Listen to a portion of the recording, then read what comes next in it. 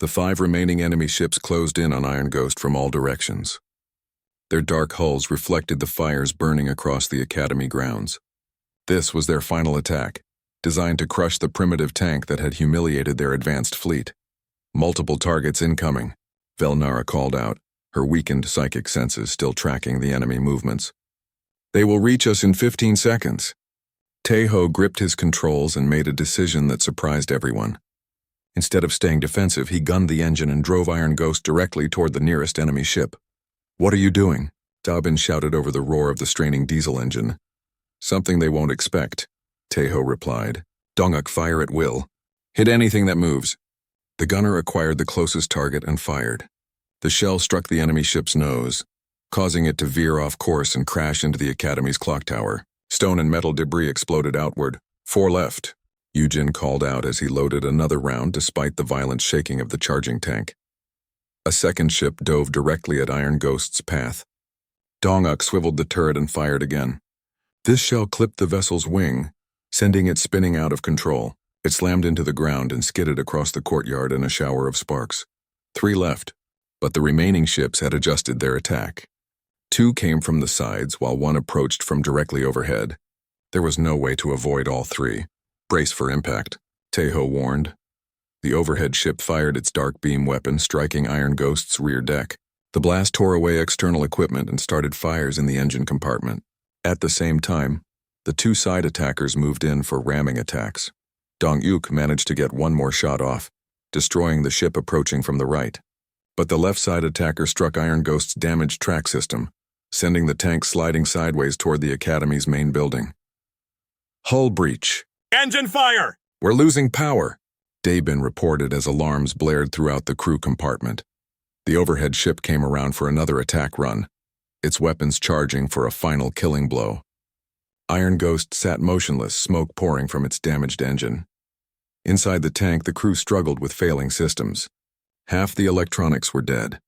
The main gun had no power for elevation or rotation. The engine sputtered and died. "Are we finished?" Yujin asked, blood running down his face from a head wound.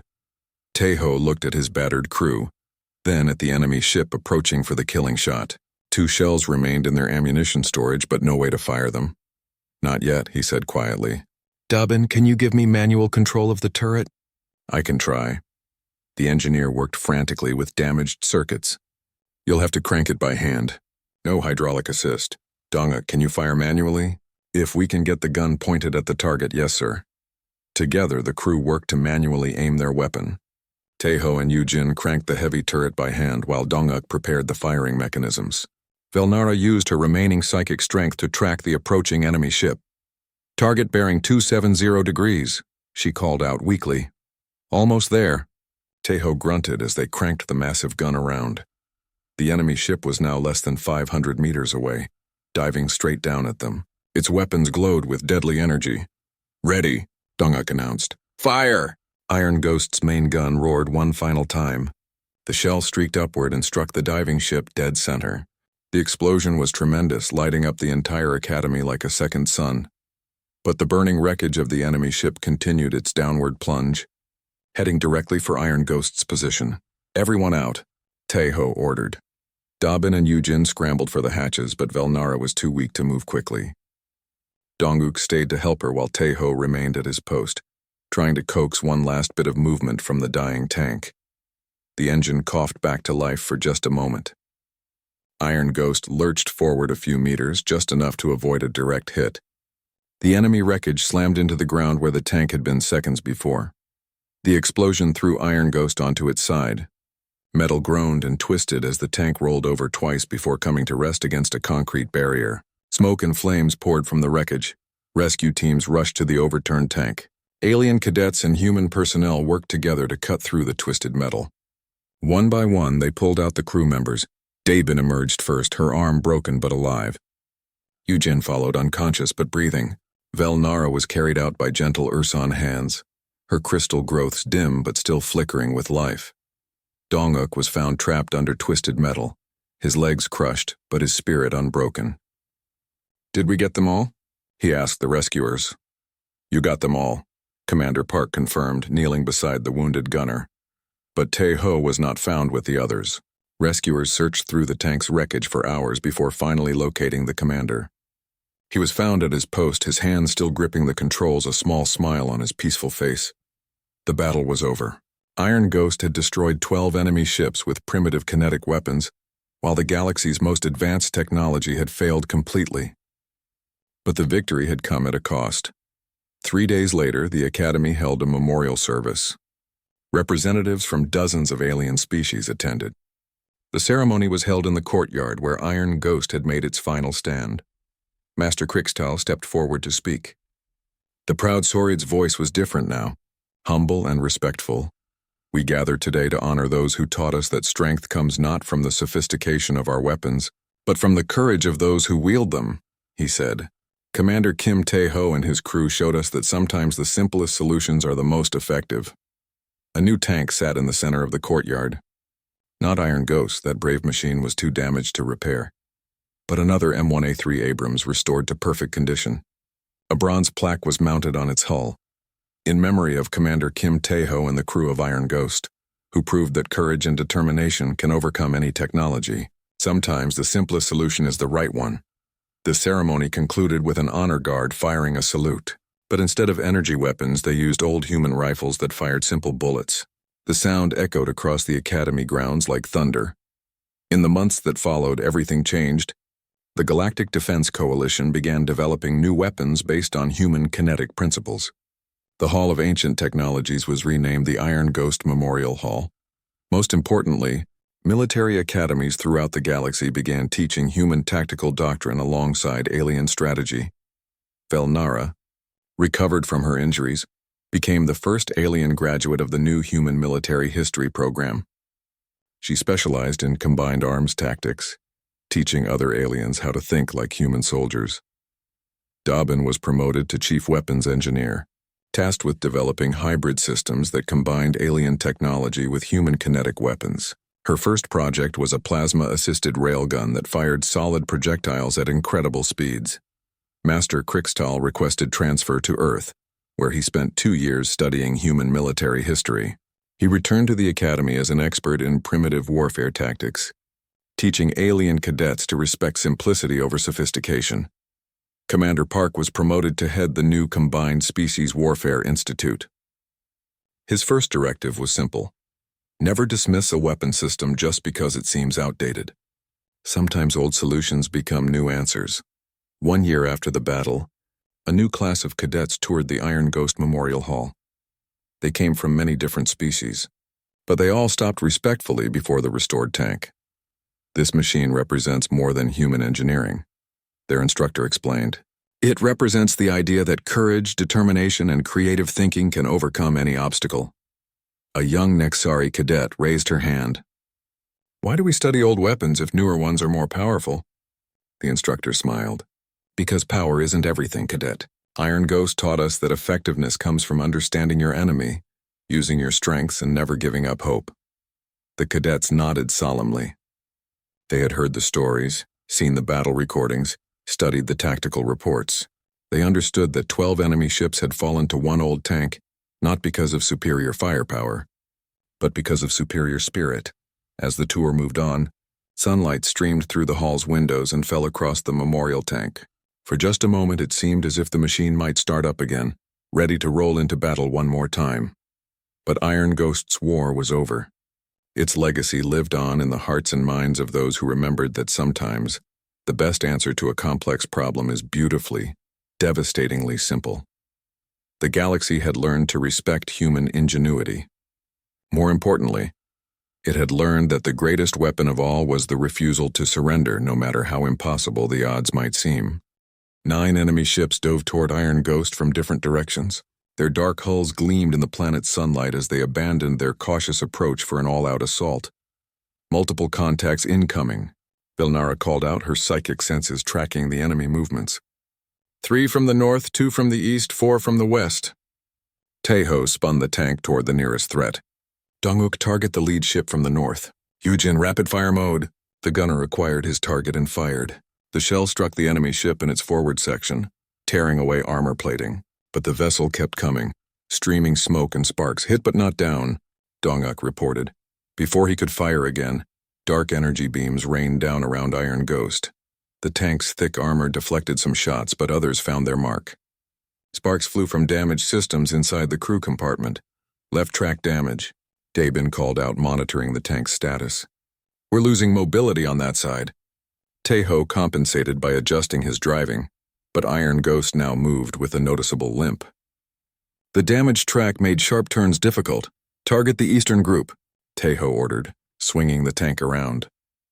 Another shell roared from the main gun, catching an enemy ship as it tried to change direction. The projectile punched clean through the vessel from nose to tail. The ship broke apart in midair, its pieces scattered across the Academy grounds. Good kill, Yujin shouted as he loaded another round.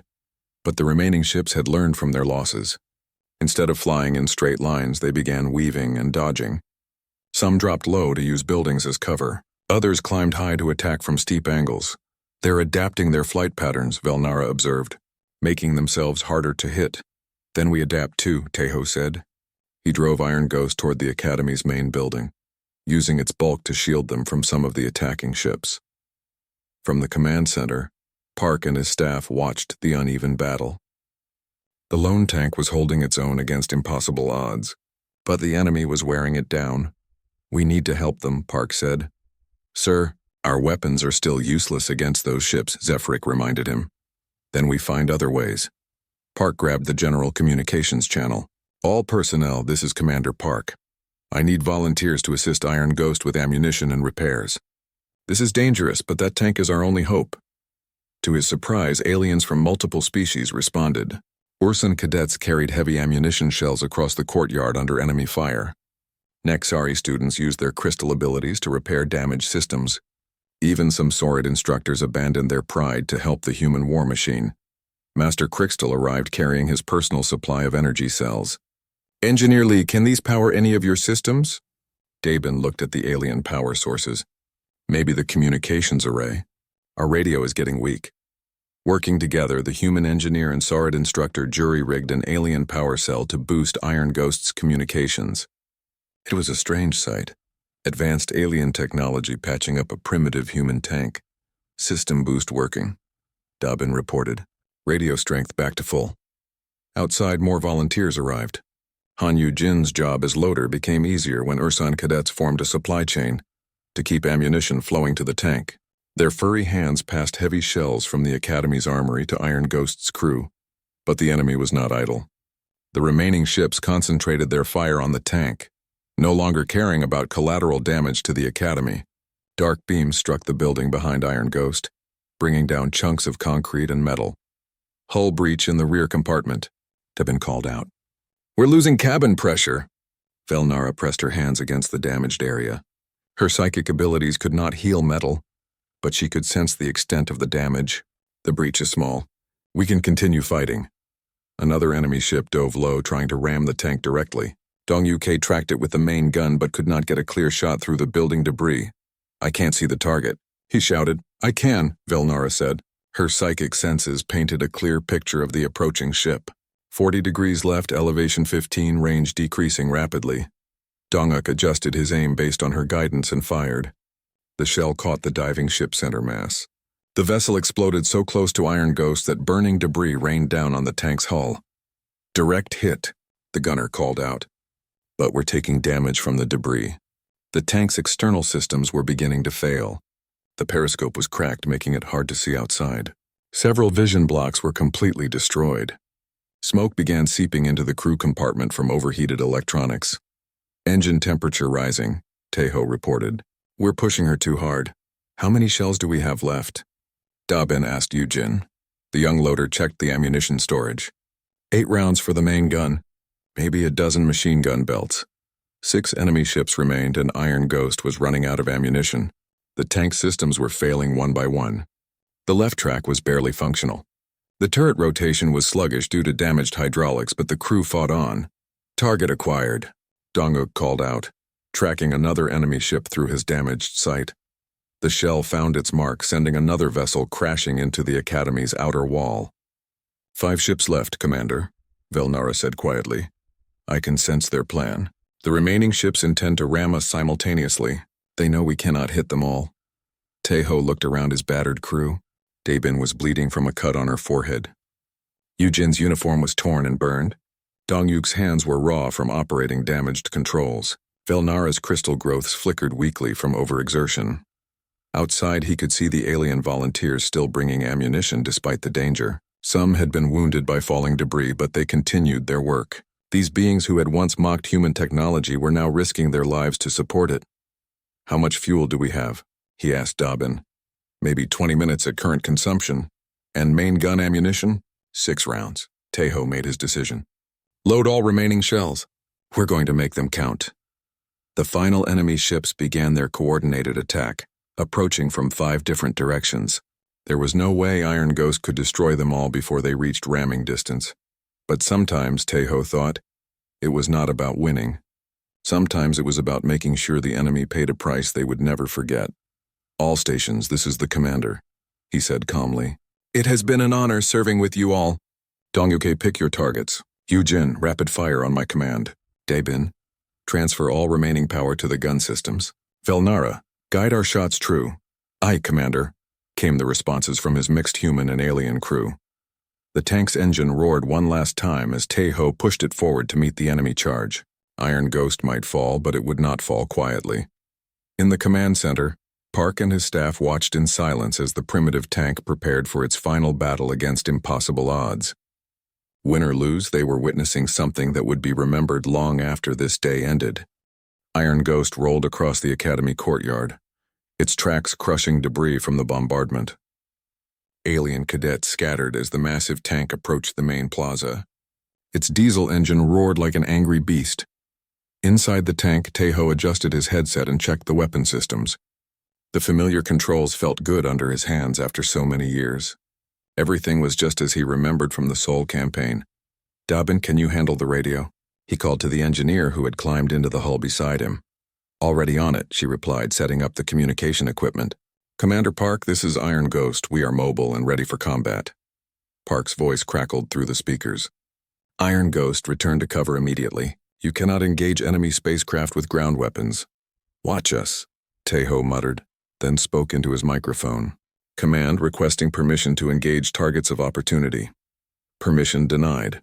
"Fall back to defensive positions." Tejo switched off the radio. He had not followed impossible orders during the Seoul campaign, and he would not start now. Through his periscope, he could see the enemy ships descending through the atmosphere. They moved like hunting spiders, dark and silent. Their adaptive shields shimmered faintly around their hulls. "We need a gunner," Tejo said. "I'm here." Both humans turned to see Shin Dong-uk climbing through the tank's top hatch. The 50-year-old maintenance chief had been Tejo's gunner during the war. His weathered face showed determination. "Dong-uk, what are you doing here?" "Same thing as you, Commander. Going to war one more time." Behind him came Han Yujin, a young human cadet barely 20 years old. "Sir, requesting permission to serve as loader." "This isn't a training exercise, son," Tejo warned. "I know, sir. But someone needs to feed the gun." Tejo nodded. His crew was assembled, but as Dong-uk settled into the gunner's position, another figure appeared at the hatch. "May I come aboard?" Everyone stared. It was Velnara, the young Nexari cadet with pale blue skin and crystal growths on her forehead. Her large eyes reflected the light from the tank's displays. "This is a human weapon," Dobbin said. "You don't understand our systems." "I understand courage," Velnara replied. "And I have psychic abilities that might help with targeting." Tejo made a quick decision. "Get in. We'll figure it out." The tank now carried 5 crew members instead of its normal 4. Velnara squeezed into a corner near the commander's position, her alien hands touching the metal surfaces around her. "Contact. 12 o'clock. Dong-uk called out. "Enemy ship descending, range 3,000 meters." Through his sight, the gunner could see one of the dark vessels approaching the academy. It moved slowly, confidently, as if nothing on the ground could threaten it. "Load armor piercing," Tejo ordered. Yujin grabbed a heavy shell from the ammunition rack and slammed it into the gun breech. "Up, target acquired," Dong-uk announced. "Ready to fire! Fire!" The 120-meter cannon erupted with a deafening roar. The tank rocked backward from the recoil. A depleted uranium shell screamed through the air at incredible speed. The enemy ship's adaptive shields were designed to absorb and counter energy weapons. Plasma, ions, quantum fields, all forms of directed energy could be analyzed and neutralized within seconds. But the solid metal projectile traveling at over a mile per second was not energy. It was simple kinetic force, mass times velocity, physics that no shield could adapt to. The shell punched through the ship's adaptive barrier like it was not there. It struck the vessel's hull and kept going, tearing through armor plates and internal systems. Secondary explosions rippled across the ship's surface. The enemy vessel lurched sideways, trailing smoke and sparks. It tried to stabilize but lost altitude rapidly. With a tremendous crash, it slammed into the Academy's outer wall and exploded. Silence fell over the battlefield. Alien cadets and instructors stared in amazement. The primitive human weapon had destroyed an enemy ship that their advanced technology could not even scratch. "Direct hit," Donguk shouted. "Target destroyed." "Impossible," whispered Master Krixtall, watching from a nearby building. His plasma rifle hung useless in his clawed hands. More enemy ships began descending, their attention now focused on the lone tank in the courtyard. Dark energy beams lanced down, striking the ground around Iron Ghost. Tejo spun the tank in a tight turn, using his knowledge of the Academy's layout to find cover behind a building. "Velnara, can you sense their targeting systems?" he asked the Nexari cadet. The young alien pressed her hands against the tank's metal hull. Her crystal growths glowed softly as she extended her psychic senses. "They are confused," she said. "Their computers cannot understand what we are. We do not match any weapon profile in their database." "Good. That gives us an advantage." Iron Ghost emerged from cover and fired again. Another solid shell crossed the distance in a heartbeat and smashed into a second enemy ship. This one was ready for the attack, angling its hull to deflect the blow. The shell gouged a deep furrow across the vessel's side but did not penetrate completely. "Partial hit," Donguk reported. "Target damaged but still functional." The wounded ship returned fire, its dark beam striking the ground just meters from the tank. The explosion threw dirt and rocks against Iron Ghost's armor, but the thick steel held. Yujin was already loading another shell. "Up. These ships are learning," Velnara observed. "They cannot adapt their shields, but they are changing their tactics." Tejo nodded. "Then we change ours too. Dongyuke, target the third ship. We'll use the damaged one as cover." The gunner swiveled the turret and acquired a new target. "Ready, fire." The third enemy ship took the shell in its center mass. This time the projectile found something vital. The vessel exploded in a brilliant fireball that lit up the Academy grounds. Burning debris rained down across the courtyard. Through the command center windows, Commander Park watched in disbelief. The primitive tank was systematically destroying an enemy fleet that had rendered his advanced weapons useless. "Sir," Zephyric said quietly, "perhaps we should reconsider our dismissal of kinetic weapons." Park grabbed the radio. "Iron Ghost, this is command. Outstanding work. Can you engage the remaining ships?" Tejo's voice came back calm and professional. "Command, we count 9 hostiles remaining. Ammunition status is good. We can continue engagement. You have full tactical freedom, Iron Ghost. Show them what human engineering can do." Inside the tank, Velnara suddenly stiffened. Her crystals flashed bright blue. "Commander, the remaining ships are coordinating an attack. They plan to rush us simultaneously from multiple directions. How long do we have?" 30 seconds. Tejo gripped his controls tighter. 9 enemy ships against 1 tank. In his younger days, he might have called those fair odds. "All right, people. This is where we prove that simple beats sophisticated. Donguk, pick your targets. Yujin, keep those shells coming. Dub and watch our systems. Velnara, keep us informed about their moves. And you, Commander?" Dubin asked. Tejo smiled grimly as he prepared to face the enemy charge.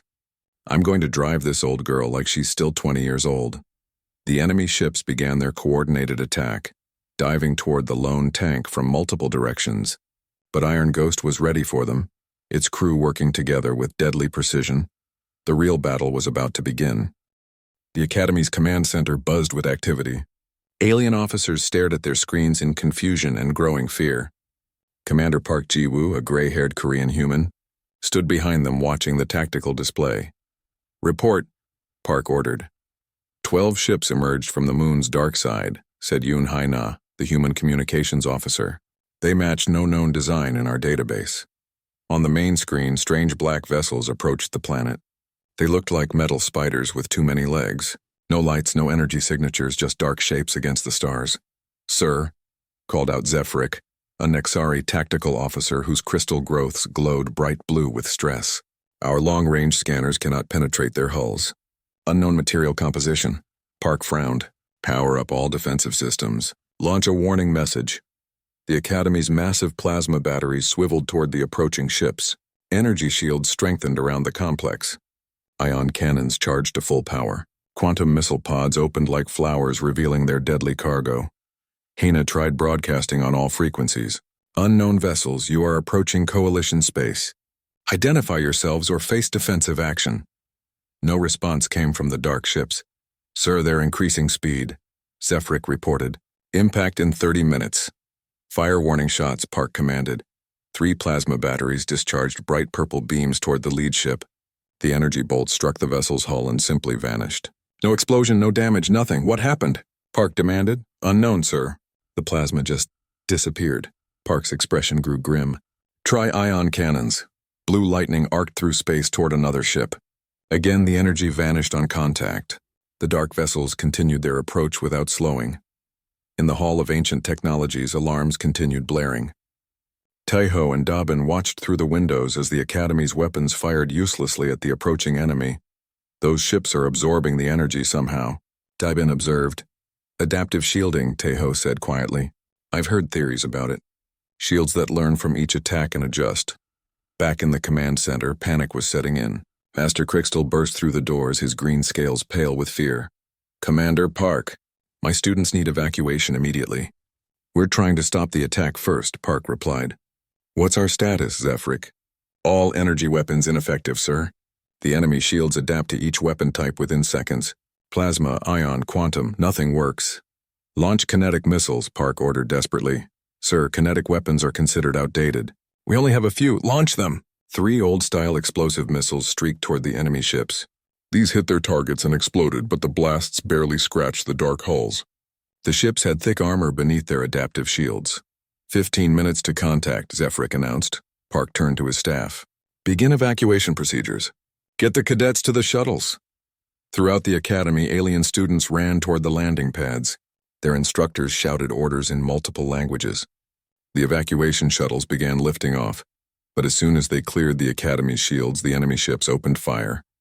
Dark beams lanced down from space. The first shuttle exploded in a ball of fire. The second shuttle tried evasive maneuvers, but another beam cut it in half. Burning debris rained down on the academy grounds. "They're picking off our evacuation craft," Hayna screamed. Park watched helplessly as more shuttles were destroyed. His advanced weapons could not hurt the enemy, and their weapons were cutting through his forces like paper. "Sir, the enemy ships are using adaptive point defense," Zephyric reported. "They're analyzing our shuttle flight patterns and countering them perfectly." In his quarters, Crystal gathered his most prized possessions: his plasma rifle, ion grenades, and quantum disruptor. "All the finest weapons in the galaxy!" He tried firing his plasma rifle at a practice target. The purple beam looked impressive, but he knew it would be useless against the approaching enemy. His clawed hands shook as he held the weapon. All his life he had believed in the superiority of advanced technology. Now that technology was failing when they needed it most. The Academy's main shields began flickering under bombardment. Dark energy beams struck the protective barrier again and again. Each hit sent shockwaves through the complex. "Shields at 60%, Zephyric called out. 40%, 20%, shields failing." The protective barrier collapsed in a shower of sparks. Enemy fire began hitting the Academy buildings directly. The Hall of Ancient Technologies shook as explosions rocked the structure. "We need to evacuate the remaining personnel," Park said. "Are there any functional shuttles left?" "Negative, sir. All evacuation craft destroyed. Ground vehicles?" "The enemy is targeting anything that moves." Park stared at the tactical display showing enemy ships positioning themselves for the final assault. His most advanced weapons were useless. His evacuation plan had failed. His people were trapped. "Sir," Hayna said quietly, "perhaps we should ask if there are any unconventional weapons available." "Unconventional how?" Dabin's voice came over the communication system from the Hall of Ancient Technologies. "Commander Park, this is Engineer Lee Dobbin. There's still one functional weapons platform in the museum." "What kind of platform?" "An old human tank, sir. M1A3 Abrams. It's been maintained and is operational. Park almost laughed. Engineer Lee, we need weapons that can penetrate adaptive shielding. A primitive projectile weapon won't help us. With respect, sir, our advanced weapons aren't helping either. The academy shook again as more enemy fire struck the buildings. Through the command center windows, Park could see alien cadets and instructors huddled in the courtyards, trapped with nowhere to run. In the Hall of Ancient Technologies, Tejo stood beside Iron Ghost. The tank's engine was already running, filling the hall with diesel fumes. Dobbin had opened the massive doors leading to the outside. They think we're crazy, Dobbin said. Maybe we are, Tejo replied, climbing into the commander's position. But crazy might be what we need right now. The tank's engine roared louder as Tejo engaged the transmission. Iron Ghost rolled forward, leaving the hall where it had sat for years. Outside, alien eyes turned to watch the primitive human machine emerge into the battle. Some laughed, even in their fear. Others just stared in confusion. How could this old relic possibly help when their advanced weapons had failed? High above, the enemy ships prepared for their final assault, confident that nothing on the planet below could threaten them. Their adaptive systems had analyzed every weapon the Academy possessed, but they had not bothered to scan the museum pieces. The morning sun cast long shadows across the Galactic Defense Coalition Academy on Kepler 442b. In the Hall of Ancient Technologies, alien cadets gathered around their instructor, Master Krixtal. The tall, green-scaled Saurid pointed at various weapons with his clawed hand. Here we see the evolution of warfare, Krixtal said in his hissing voice. From primitive projectile weapons to our modern plasma cannons. The mixed group of alien students nodded.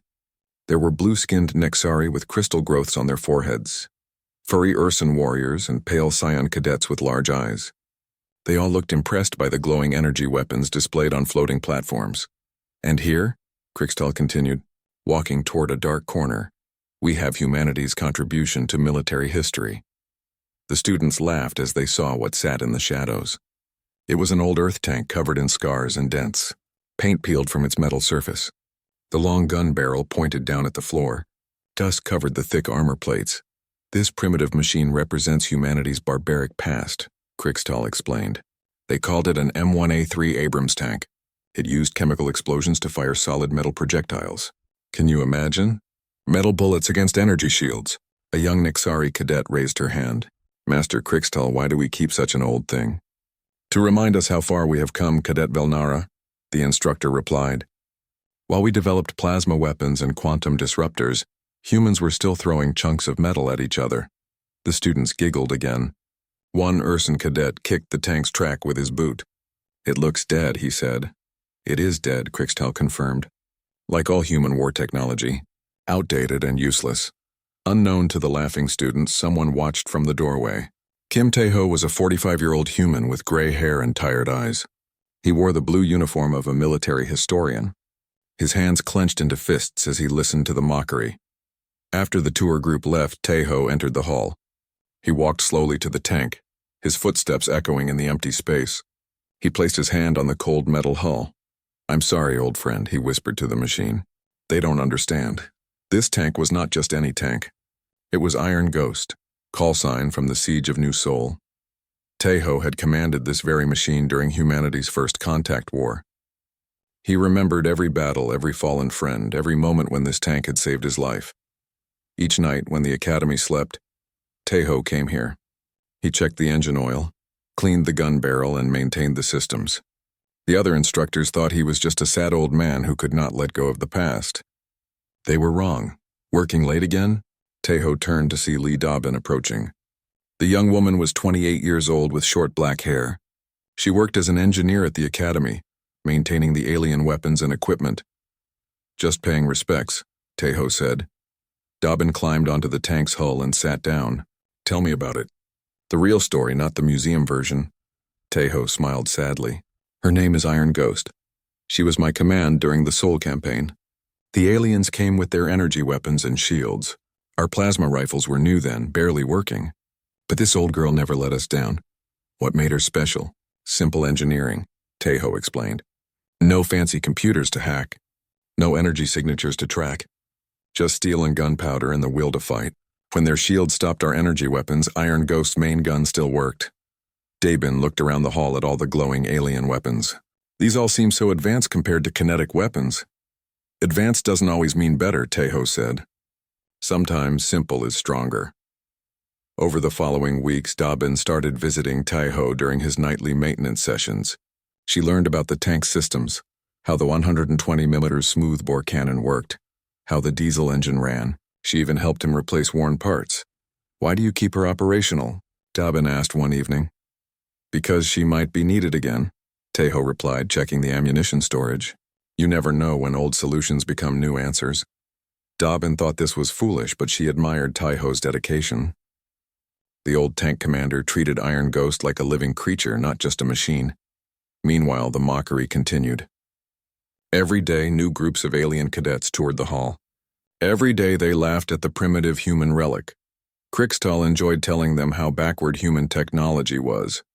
Humans still use chemical combustion for their vehicles, he would say. While we have gravity drives and quantum engines, they burn fossil fuels like ancient savages. The alien students believed every word. They saw their own weapons, plasma rifles that could melt through steel, ion cannons that could disable electronics, quantum missiles that could bend space itself. Why would anyone use simple projectile weapons? One evening, as Tejo finished checking Iron Ghost's communication systems, alarms began blaring throughout the academy. Red lights flashed in the hall. An automated voice spoke in multiple alien languages. "This is not a drill. All personnel report to battle stations. Unknown contacts approaching from the dark side of the moon." Dabin ran into the hall, her face pale with fear. "Tejo, the defense grid is powering up. Something big is coming." Through the hall's windows, they could see the academy's plasma batteries rising from underground positions. Energy shields flickered to life around the complex. Alien instructors and cadets rushed to their positions. "What do you think it is?" Dabin asked. Tejo looked at Iron Ghost, then at the alien weapons around them. Something cold settled in his stomach. He had seen this before. The panic, the rush to advanced weapons, the belief that technology would save them. "I don't know," he said quietly. "But I hope their fancy weapons work better than they did during the Soul campaign." As if summoned by his words, explosions echoed from the Academy's outer perimeter. The attack had begun, and somewhere in the darkness above their planet, an enemy was testing the strength of alien technology. Tejo's hand rested on Iron Ghost's hull. The tank sat silent and still, but its engine was ready. Its gun was loaded, and its commander was beginning to remember what it felt like to go to war.